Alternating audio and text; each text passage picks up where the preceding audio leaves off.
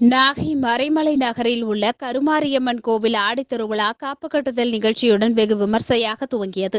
10 நாட்கள் நடைபெறும் ஆடித்திருவிழாவின் முதல் நாள் நிகழ்ச்சியான அம்மன் வீதியுலா நிகழ்ச்சி நடைபெற்றது. ரதத்தில் சிறப்பு அலங்காரத்தில் எழுந்தருளிய அம்மன் முக்கிய வீதிகள் வழியாக சென்று காட்சியளித்தார். முன்னதாக அம்மனுக்கு பால், பன்னீர், குங்குமம் உள்ளிட்ட திரவிய பொருட்களால் அபிஷேகம் நடைபெற்றது. தொடர்ந்து சிறப்பு அலங்காரத்தில் மகா தீபாராதனை காண்பிக்கப்பட்டது. இதில் திரளான பக்தர்கள் கலந்து கொண்டு சுவாமி தரிசனம் செய்தனர்.